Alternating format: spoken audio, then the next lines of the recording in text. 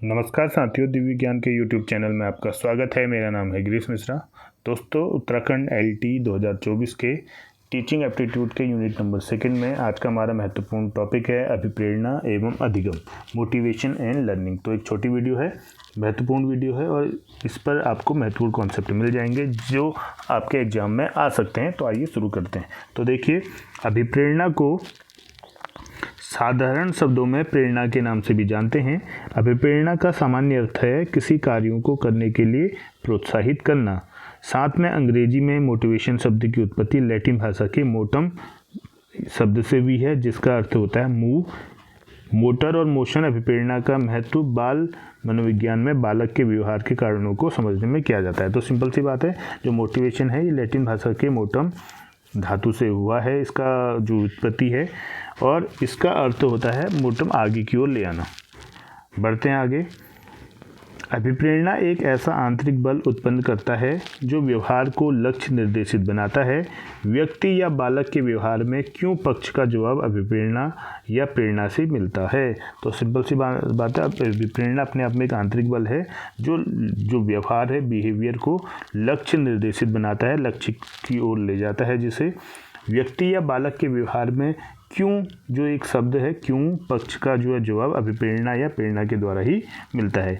जैसे यदि कोई बालक गणित की कक्षा शुरू होते ही प्रतिदिन उठकर कक्षा से बाहर चला जाता है तो निश्चित रूप से उसके इस व्यवहार के पीछे कोई ना कोई कारण अवश्य रहा होगा। इसीलिए वो जो है प्रतिदिन गणित की कक्षा से पहले बाहर चला जाता है। जैसे गणित शिक्षण की शिक्षण विधि उसे समझ में ना आ रही हो, या फिर उसकी रुचि विषय में थोड़ा भी ना हो, या कोई अन्य कारण हो सकता है जिसके कारण वो क्लास शुरू होने से पहले ही जो है बाहर चला जाता है। अभिप्रेरणा को उत्पन्न करने वाले कारकों को अभिप्रेरक कहते हैं। यानी जो चीज़ें अभिप्रेरणा को जो है व्यक्ति के अंदर शुरू कर रही हैं, तो उन चीज़ों को अभिप्रेरक कहते हैं, जिनके द्वारा जो अभिप्रेरणा जन्म ले रही है। अभिप्रेरक व्यक्ति की वे आंतरिक एवं बाह्य दशाएं हैं जो उसे कार्य विशेष के संपादन के लिए अभिप्रेरित करती हैं एवं उद्देश्य की प्राप्ति तक क्रियाशील रखती हैं। इस तरह अभिप्रेरक दो प्रकार के होते हैं, जो बाह्य और आंतरिक के रूप में हैं। तो सिंपल सी बात है, जो अभिप्रेरणा को उत्पन्न करने वाली जो चीज़ें होती हैं, जो फैक्टर होते हैं, उनको अभिप्रेरक कहते हैं। और ये अभिप्रेरक बाह्य और आंतरिक दोनों प्रकार के हो सकते हैं।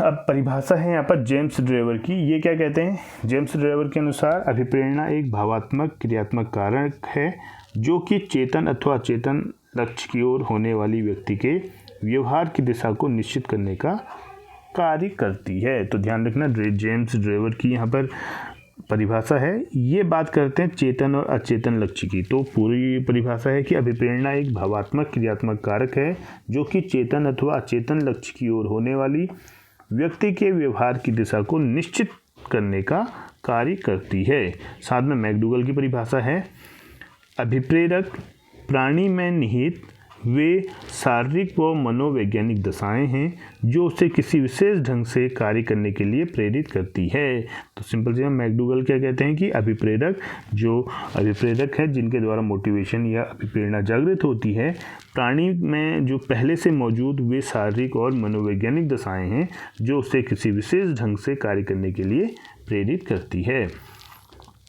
अब इसे प्रभावित करने वाले कारक क्या होते हैं? जो अभिप्रेरणा है इसको प्रभावित करने वाले कारक क्या हैं? इनमें है पुरस्कार व दंड।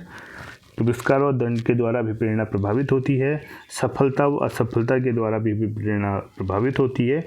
प्रतियोगिता एवं सहयोग के द्वारा भी जो है अभिप्रेरणा प्रभावित होती है। और रुचि का बहुत बड़ा योगदान अभिप्रेरणा में होता है। साथ में नवीनता, अगर नवीनता है तो नवीनता का भी अभिप्रेरणा में ज़्यादा प्रभाव पड़ता है। आवश्यकता, ये पहला फैक्टर भी अभी इस पर बात करेंगे हम कि आवश्यकता जो है, अगर आवश्यकता होती है तो तभी जो अभिप्रेरणा जो है प्रबल रूप से आगे बढ़ती है। कक्षा का वातावरण छात्र के लिए अपने आप में अभिप्रेरणा का कार्य करता है और छात्र का जो आकांक्षा स्तर है वो भी जो है किसी भी बालक के अभिप्रेरणा में महत्वपूर्ण योगदान देता है। अब अधिगम में अभिप्रेरणा का महत्व क्या होता है? जो है यहाँ पर एक स्किनर की परिभाषा भी है कि जो अभिप्रेरणा होती है, मोटिवेशन होता है, वो लर्निंग में जो है अपने आप में राजमार्ग का काम करता है, एनएच का काम करता है। स्किनर की परिभाषा भी आपने पढ़ी हुई होगी अधिगम में, कि अधिगम में जो अभिप्रेरणा का जो है योगदान एक नेशनल हाईवे जैसा है। प्रेरणा होगी तो व्यक्ति बहुत ही आसानी से चीज़ों को सीखता है। ये यहाँ पर स्किनर की परिभाषा भी है कि अभिप्रेरणा अधिगम में राष्ट्रीय राजमार्ग का कार्य करता है। इसी प्रकार छात्र के लिए अगर बात करते हैं, अभिप्रेरणा छात्र में जिज्ञासा उत्पन्न करती है तथा उसकी उत्सुकता को बढ़ाती है। अभिप्रेरणा छात्र को न सिर्फ क्रिया करने के लिए आंतरिक बल प्रदान करती है बल्कि उसे निरंतर क्रियाशील भी बनाए रखती है।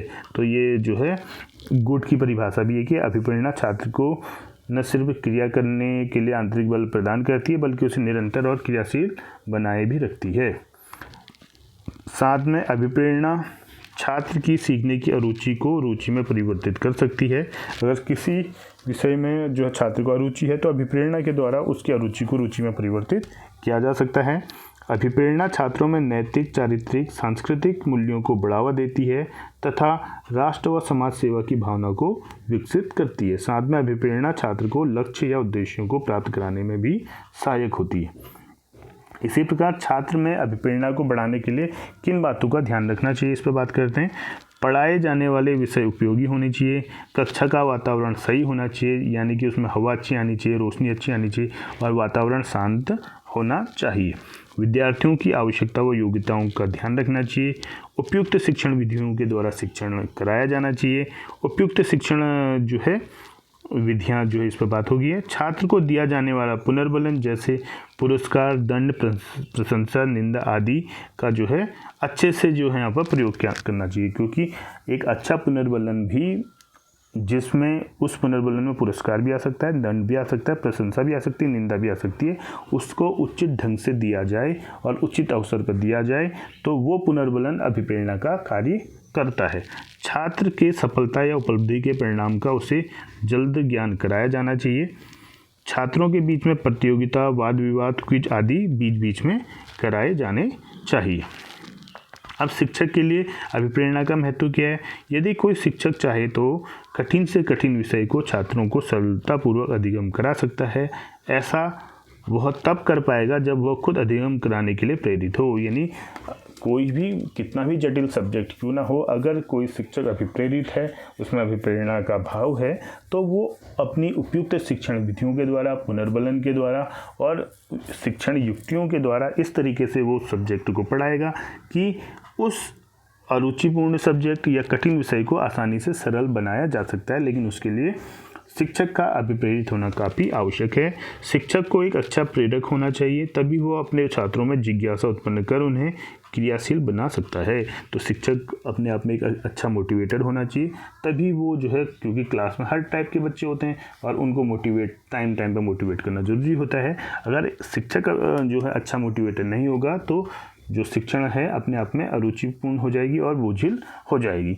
शिक्षण विधि को सरल रखना चाहिए तथा विषय वस्तु को व्यवहारिकता से जोड़ने के लिए प्रेरित रहना चाहिए। साथ में नवीनता व नए खोजों के प्रति जागरूक रहना चाहिए।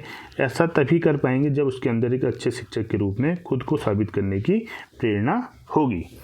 शिक्षक को पुरस्कार व धनात्मक पुनर्बलन देने के लिए प्रेरित रहना चाहिए, न कि दंड जैसे हथकंडों को प्रयोग करने के लिए। तो जो सिंपल सी बात है, जो शिक्षक है उसे ज़्यादा से ज़्यादा धनात्मक पुनर्बलन की ओर जो है देने में विश्वास होना चाहिए और उसको देना उसे अच्छे तरीके से आना चाहिए। अगर वो ऐसा उससे आता है तो आपको दिखेगा कि क्लास में वो अच्छे से पढ़ा पा रहा है और अच्छे से बच्चों को हैंडल कर पा रहा है और मोटिवेट कर पा रहा है, जिससे कि बच्चे अच्छे से अपना अधिगम जो प्रोसेस है उसे पूरा कर पा रहे हैं। शिक्षकों को छात्रों में सुरक्षा का भाव उत्पन्न करना चाहिए ताकि वे शिक्षक के साथ अपना सामंजस्य बैठा पाएं और अपनी समस्याओं को शिक्षक के सामने रख सकें। साथ में शिक्षक को लोकतांत्रिक मूल्यों से भी प्रेरित होना चाहिए। शिक्षक छात्रों के आदर्श बने, ऐसा मोटिवेशन भी शिक्षक के अंदर होना चाहिए। अब प्रश्न उठता है कि जो मोटिवेशन है इसके पद क्या होते हैं? तो उसको इसके पद जो है, अगर कभी आता है कि मोटिवेशन के पद क्या हैं तो उसमें क्या होता है, इसे ऐसे करके आप याद कर सकते हैं। मोटिवेशन के लिए नीड होनी चाहिए, सबसे पहले आवश्यकता होनी चाहिए, ड्राइव होना चाहिए जिसे भूख भी कहते हैं, अपने जो लक्ष्य प्राप्ति के लिए भूख होनी चाहिए, और तीसरा होता है इंसेंटिव। इंसेंटिव। तो ये तीन चीज़ें मुख्य रूप से होती हैं जो है मोटिवेशन के लिए। नीड होती है, ड्राइव होती है, इंसेंटिव होती है, और एक चौथा होता है एराउजल। तो अगर एग्जाम में प्रश्न आता है कि जो अभिप्रेरणा है इसके जो है सही क्रम से लिखिए इसके पदों को, तो NDIA करके आप याद कर सकते हैं। जैसे सबसे पहले नीड आवश्यकता, D से ड्राइव, I से इंसेंटिव, A से एराउजल। तो NDIA करके आप याद कर सकते हैं कि जो मोटिवेशन है इसके पद क्या हैं, इसके स्टेप क्या हैं, नीड, ड्राइव, इंसेंटिव और एराउजल। तो दोस्तों ये था आज का हमारा महत्वपूर्ण टॉपिक अभिप्रेरणा। उम्मीद करता हूँ कि महत्वपूर्ण परिभाषाएं आपको इसमें पता चली होंगी और इससे संबंधित आपको कुछ फैक्ट पता चले होंगे, आपके लिए लाभदायक वीडियो हो सकती है। मिलते हैं अपने नए टॉपिक के साथ, तब तक के लिए धन्यवाद। जय हिंद, जय भारत, जय उत्तराखंड।